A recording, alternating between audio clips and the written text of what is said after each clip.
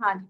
तो इंसान ये सोचता है कि शायद जो है मैं क्यों दुनिया में आया, या ये कि मेरा आने का क्या फायदा था, या ये कि मेरे साथ ये सब कुछ क्यों हुआ।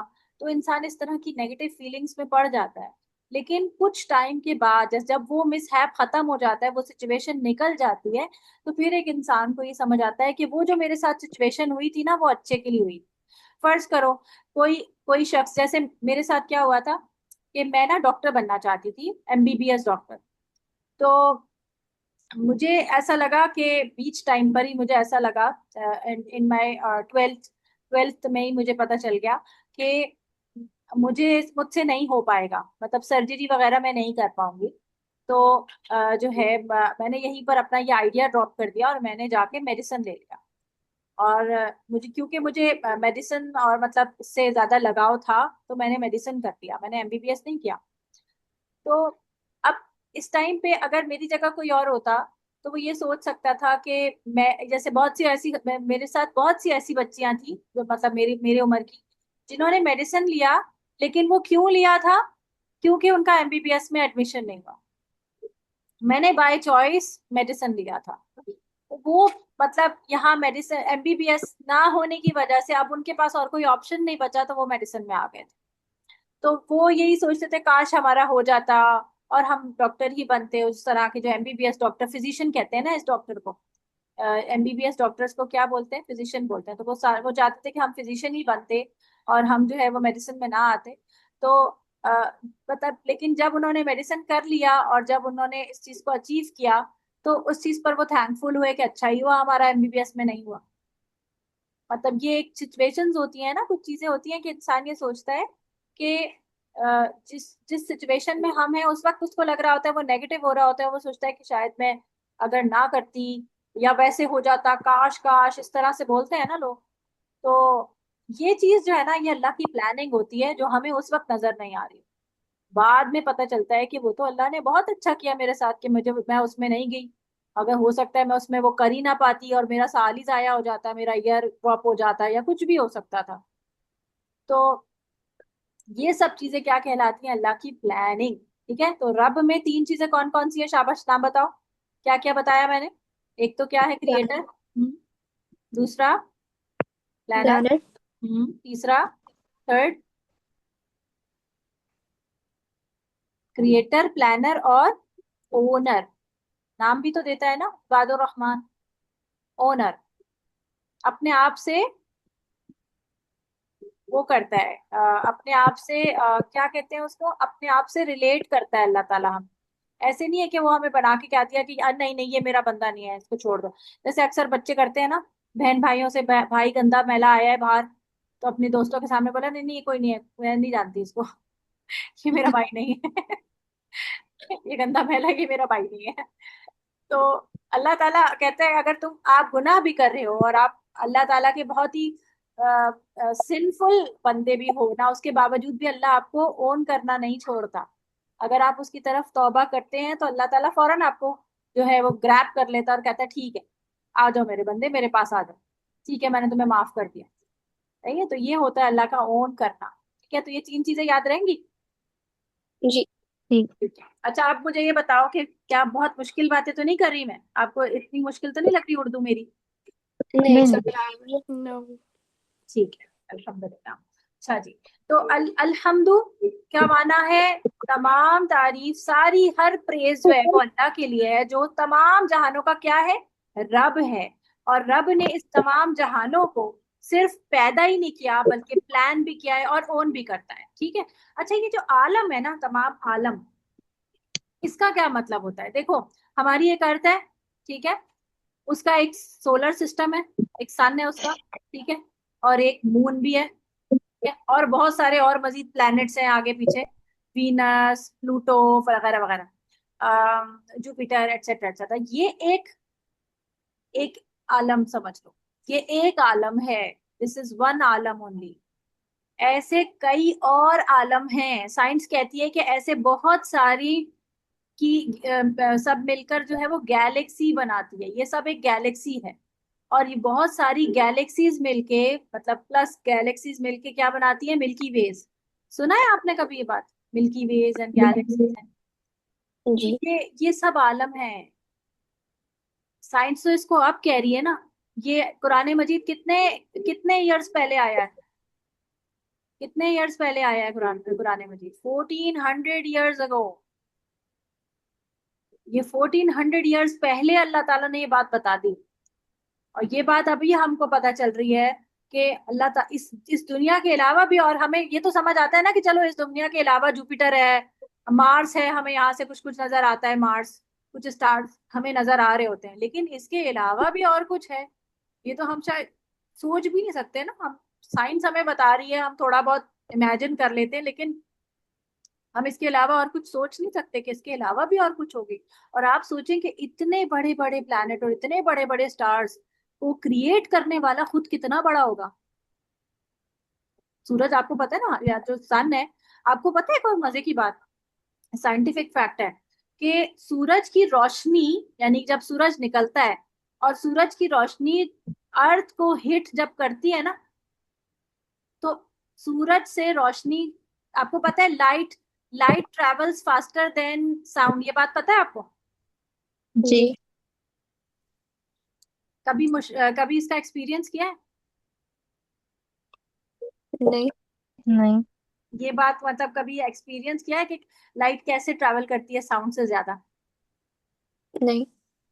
अच्छा, मैं ना छोटी थी, तो मेरे घर के मेरी जो बैल्कनी थी ना, वो खुलती थी एक सामने बहुत बड़ा ना पार्क टाइप समझ लो, लेकिन वो खाली प्लॉट था बहुत बड़ा।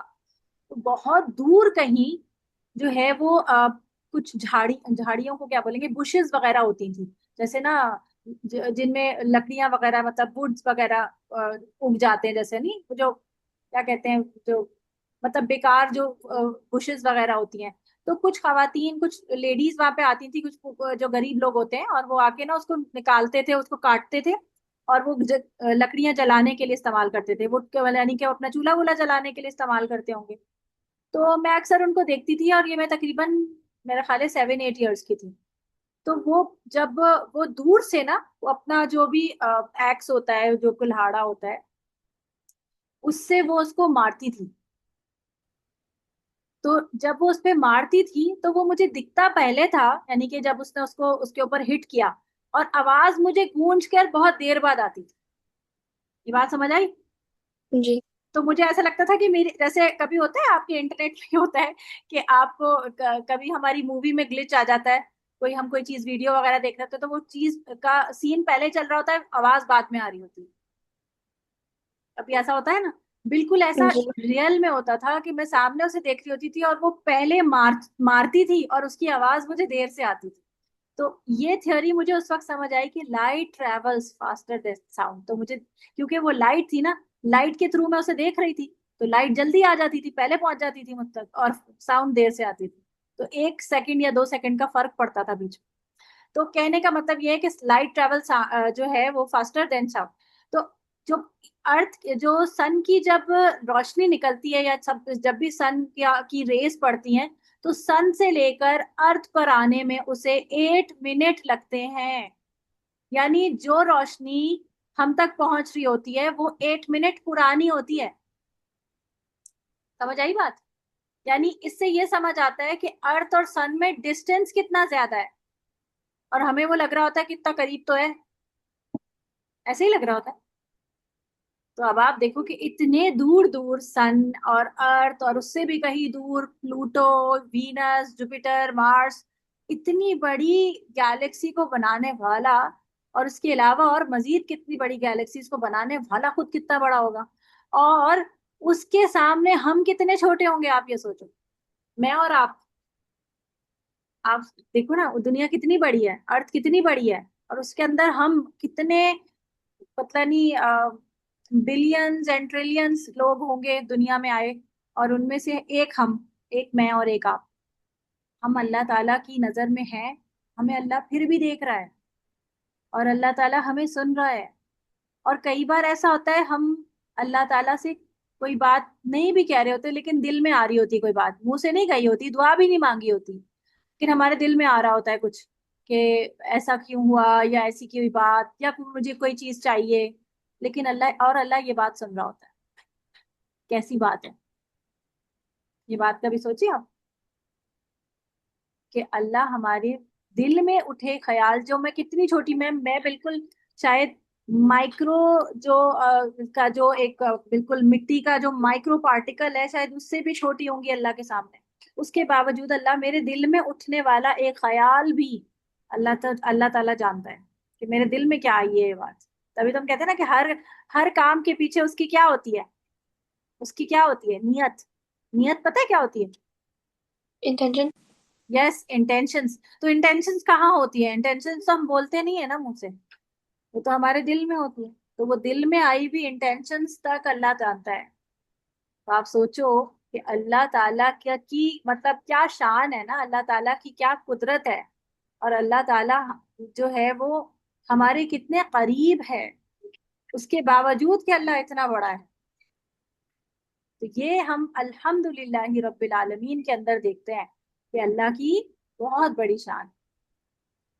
फिर आप देखो कि अल्लाह ताला क्या कह रहे हैं, अल्लाह ताला कह रहे हैं अर रहमान रहीम। अल्लाह तो बहुत रहमान और रहीम है।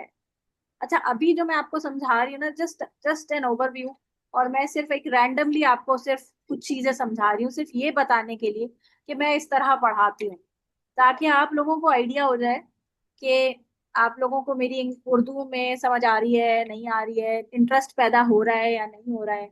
मैं इसके अलावा और क्या पढ़ा सकती हूँ, मैं आप लोगों की तरबियत के हवाले से कुछ चीजें बता सकती हूँ। जैसे आपको रहना किस तरह चाहिए as a girl, as a human being, as a Muslim, आपको कैसे रहना चाहिए, आपकी इंटेंशंस क्या होनी चाहिए, या उस हवाले से थोड़ी बहुत तरबियत के हवाले से जो बातें हो, तरबियत।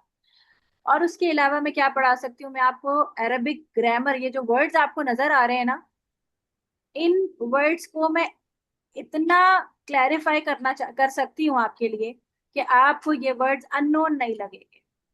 आपको लगेगा कि ये तो बिल्कुल मुझे जाने पहचाने हैं। बिल्कुल ऐसे लगेगा जैसे आप इंग्लिश की बुक पढ़ती हैं। जब आप इंग्लिश की बुक पढ़ती हैं तो वो समझ आती है आपको, जी। क्योंकि आपको इंग्लिश आती है। आपको और कोई लैंग्वेज भी आती है इसके अलावा, इंग्लिश के अलावा कोई और लैंग्वेज भी पढ़ रहे हैं? स्कूल में स्पेनिश पढ़ रही हूँ। स्पेनिश पढ़ रहे हैं, तो स्पेनिश को आप एज ए फर्स्ट लैंग्वेज आप इंग्लिश लेते होंगे, यानी जब स्पेनिश पढ़ते होंगे तो आपके जहन में उसकी इंग्लिश आती होगी, ऐसा ही है? जी। तो बिल्कुल ऐसे ही अरबिक आप ऐसे पढ़ेंगे इंशाअल्लाह कि आपको उसकी इंग्लिश समझ आ रही होगी, इंग्लिश या उर्दू। तो आपको उसके लिए ट्रांसलेशन की नीड नहीं होगी अक्सर, मतलब 80% एटलीस्ट आप उसका जो ट्रांसलेशन है वो आप कर पाएंगे खुद से, इंशाल्लाह। ठीक है, इंशाल्लाह। इंशाल्लाह। अच्छा जी, तो ये मैं बता रही थी कि अर रहमान और रहीम जो है, इसके अंदर देखो अर रहमान और रहीम में अब अगर मीनिंग देखो इसका, तो ऑलमोस्ट सेम ही होता है। देखो क्या है, the most compassionate and most merciful. अगर आप इन दोनों को ज्यादा और से देखो तो दोनों का माना सेम ही निकलेगा, मर्सीफुल। ठीक है, यानी कि किसी किसी के ऊपर मर्सी करने वाला। लेकिन ये बिल्कुल ऐसा इसको हम कहेंगे कि ये शैलो ट्रांसलेशन है इसकी, क्योंकि ये इसके लफ्ज को पूरी तरह से जस्टिफाई नहीं करती। अगर हम इसको एज अ रिलीजियस पर्सन या एज अ थॉरो रीडर अगर आप इसको देखो, तो इन दोनों का जो जो रूट है वो निकलता है राहा मीम से, रहमा, रहमा से।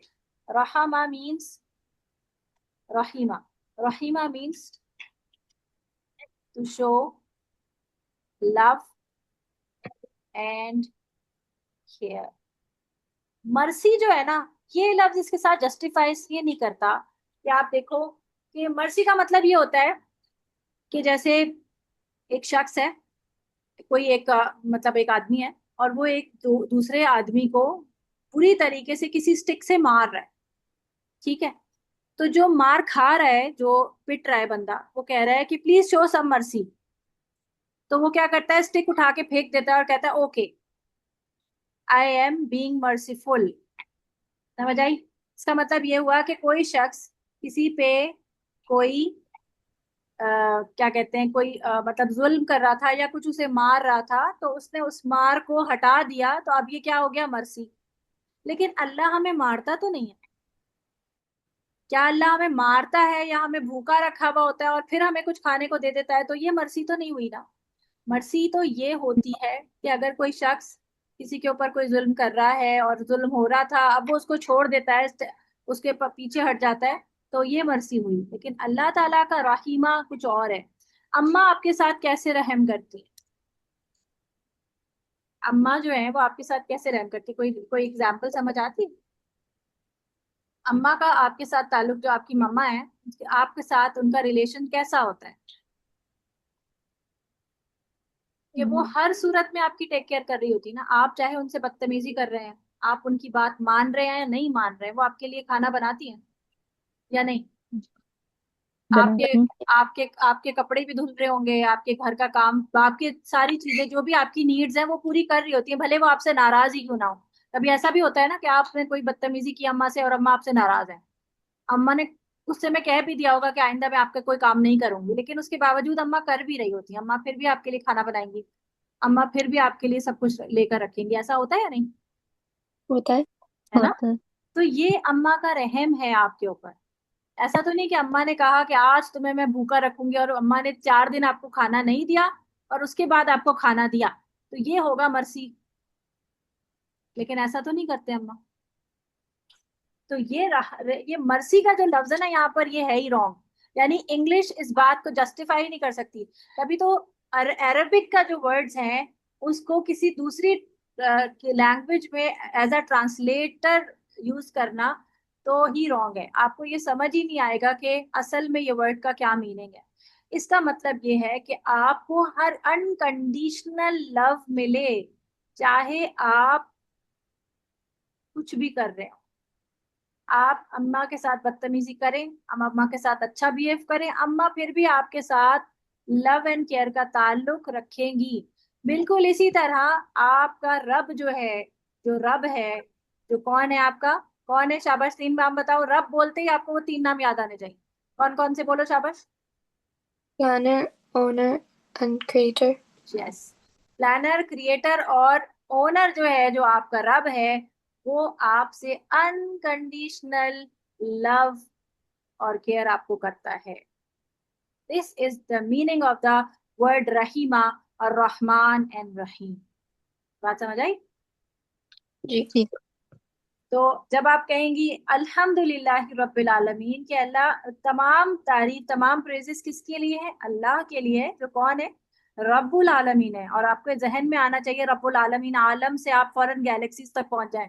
हर चीज, जो चीजें मुझे पता है वो भी, और जो चीजें मुझे नहीं पता उसका भी रब है। हमने कितनी सारी ऐसी चीजें हैं जो पानी के अंदर, इवन ओशंस में कितने ऐसे क्रिएशंस होंगी जो कि हमें पता ही नहीं। है ना? कई दफा ऐसा होता है ना, कोई नई मछली इजाद हुई है, कोई नई फिश में पता चली है, कोई ऐसी कि जो किसी ने कभी नहीं देखी थी। तो कितनी ऐसी और अल्लाह ताला की मखलूकात होंगी, क्रिएशंस होंगी, जो कि हमें पता ही नहीं है कि कहाँ है और कैसी है। तो अल्लाह ताला उस चीजों का भी रब है जो हमें पता है, और उसका भी जिस जो हमें नहीं पता। और अल्लाह ताला अनकंडीशनल लव और केयर देता है अपनी तमाम मखलूकात को। ठीक है? अब इसमें ये दो लफ्ज हैं, दोनों का माना ऑलमोस्ट सेम ही है, अनकंडीशनल अनकंडीशनल। लेकिन इसमें एक फर्क है। दो वर्ड्स क्यों है? वैसे तो दोनों का माना सेम है, अनकंडीशनल लव्स, लेकिन इन दो का ताल्लुक ऐसे है कि ये वाला जो अर रहमान है, ये वर्ल्डली लाइफ के लिए है। यानी दुनिया की जो जिंदगी है ना हमारी, वर्ल्डली लाइफ में जितना भी रहम हमें चाहिए, जितना भी लव एंड केयर चाहिए, वो हमें अल्लाह इस रहमान वाली जो अल्लाह ताला की क्वालिटी है, इससे मिलता है। और जो अर रहीम की क्वालिटी है ना, वो अल्लाह ताला ने इस दुनिया में, इस वर्ल्डली लाइफ में नहीं शो किया, बल्कि ये हियर आफ्टर जो दुनिया हमारी शुरू होगी, यानी इसके बाद जो हमारी लाइफ शुरू होगी, तब हमें मिलेगा। तो ये हेयर आफ्टर के लिए रहम किसके लिए, किसको मिलेगा? देखो, दो किस्म के लोग हैं। एक है मुस्लिम्स, ठीक है, जो अल्लाह ताला को की बात मानते हैं, कोशिश करते हैं। दूसरे हैं नॉन मुस्लिम्स। ठीक है, दो कैटेगरीज है। तो आपको क्या लगता है कि रहीम किसको होगा? अल्लाह ताला किसको अनकंडीशनल लव करेगा हेयर आफ्टर की जिंदगी? मुस्लिम्स। जो अल्लाह की बात मान के आएंगे। और यहाँ पर आप देखते हैं कि इवन नॉन मुस्लिम्स को भी अल्लाह ताला ने सब कुछ दिया हुआ है, बल्कि शायद मुस्लिम्स से ज्यादा दिया हुआ है। ऐसा ही है ना। जो नॉन मुस्लिम्स हैं उनके पास हर किस्म की फैसिलिटीज हैं, कंफर्ट है, पावर है, और जो कुछ वो चाहते हैं वो है। लेकिन मुस्लिम्स और उल्टा मुश्किल में है। हमने देखा हमारे नबी सल्लल्लाहु अलैहि वसल्लम कितनी मुश्किल लाइफ गुजार के गए। ऐसे ही उनके जो कंपेनियंस थे वो कितनी मुश्किल लाइफ गुजार के गए, लेकिन हेयर आफ्टर वाली जिंदगी में उनकी लाइफ बहुत अच्छी होगी। मुस्लिम नॉन मुस्लिम्स की कैसी होगी हेयर हेयर आफ्टर की लिए जिंदगी? रहम वाली होगी कि अल्लाह कहेगा नहीं, अनकंडीशनल लव है तुम्हारे लिए, और तुम जो जो भी करके आए हो तुम्हारे लिए जन्नत है। जी नहीं। मिनाल। मिनाल आप सुन रहे हो? आपको समझ आ रही है? जी। हाँ तो बताओ, क्या कहेंगे अल्लाह ताला नॉन मुस्लिम्स को? उन पे मर्सी नहीं करेंगे। क्या नहीं करेंगे? उन पे मर्सी नहीं करेंगे। हाँ, मर्सी मर्सी वाला वर्ड ही नहीं यूज करना, रहीमा। मैंने कहा ना कि मर्सी जो है ना, वो उसके लिए है कि किसी को मार पड़ रही है, या किसी के ऊपर अजाब हो रहा है, या किसी को बहुत ही कोई क्या कहते हैं, बहुत मुश्किल या हार्ड टाइम उसको दिया जा रहा है, और अब उस हार्ड टाइम में थोड़ी सी कमी हो गई है तो उसको मर्सी कहते हैं। ऐसा नहीं है। अल्लाह ताला ऐसा तो नहीं है कि हमें हमेशा ही हार्ड टाइम मिलता है। इस दुनिया में हमें हमेशा हार्ड टाइम मिला है? आप लोगों को बताओ, इस दुनिया में आपको हार्ड टाइम मिला? आपके आपको चीजें, कंफर्ट, फूड, सिबलिंग्स, फ्रेंड्स, हवा, पानी, ये सब चीजें नहीं मिली हुई? हार्ड मिली टाइम है। तो नहीं है ना ये। तो अगर कोई नहीं। हार्ड टाइम हो और उस पे कोई चीज हट जाए तो उसको मर्सी कहते हैं। तो ये मर्सी का लफ्ज ही नहीं यूज करना चाहिए। रहीमा, उनके ऊपर रहम होगा, अनकंडीशनल लव होगा उनके ऊपर। अनकंडीशन का मतलब है कि तुम कुछ भी करके आए हो तुम्हारे लिए जन्नत है। आपको लगता है कि ऐसा होगा नॉन मुस्लिम्स के लिए? नहीं। नहीं होगा ना। तो अब अनकंडीशनल वाली बात तो खत्म हो गई यहाँ पर। तो यहाँ पर तो हमने कहा कि अनकंडीशनल है, तो इन किसके लिए अनकंडीशनल लव होगा? मुस्लिम्स मुस्लिम के लिए। मुस्लिम्स के लिए। इस दुनिया में कोई शख्स एथियस्ट हो सकता है। एथियस्ट कौन होता है पता है? जो किसी पे बिलीव नहीं करते। जो किसी गॉड पे बिलीव नहीं करते। वो कहते हैं कि दुनिया खुद ब खुद बन गई है बस, और हम किसी रिलीजन को नहीं मानते। तो अल्लाह ताला ने उनके लिए क्या एयर रोक दी है? ऑक्सीजन नहीं मिलती है उन्हें? या नो। ये कि उनके लिए जो ड्रिंकिंग वाटर होता है वो खत्म हो गया है, पानी खत्म हो गया है? या ये कि उन्हें खाना पीना मिलना बंद हो गया, या उनके फ्रेंड्स उन्हें छोड़ के चले गए हैं? नहीं ना। कुछ भी उनके लिए खत्म नहीं हुआ ना। तो वर्ल्डली लाइफ में जो रहमान का रहम है वो मौजूद है, वो प्रेजेंट है। लेकिन हेयर आफ्टर में सिर्फ और सिर्फ किसके लिए होगा? जो अल्लाह की बात मानकर आए होंगे, जो अल्लाह के ऊपर अल्लाह की बताए हुए कि जो भी अल्लाह ताला ने उनको ऑर्डर, हमें ऑर्डर्स दिए हैं, उनको मानकर, अल्लाह को मानकर इस दुनिया से जाएंगे। चाहे वो हार्डशिप्स गुजार के जाएं, चाहे वो कंफर्टेबल जिंदगी गुजार के जाएं, लेकिन अल्लाह के पास अल्लाह की मानकर जाएंगे तो उनको अल्लाह ताला अनकंडीशनल लव से वहां पर रिवॉर्ड करेंगे, एंड दैट इज द जन्नत। ठीक है। आज हमने सिर्फ दो ही आयात को देखा है। फिर इसके बाद ये कि आप जो है मिस सदफ को बताइएगा कि फीडबैक दीजिएगा कि आपको समझ आया या नहीं, हम इस क्लास को कंटिन्यू करें या नहीं, और इसमें और मजीद बच्चे जो हैं वो ऐड हो सकते हैं या नहीं। ठीक है।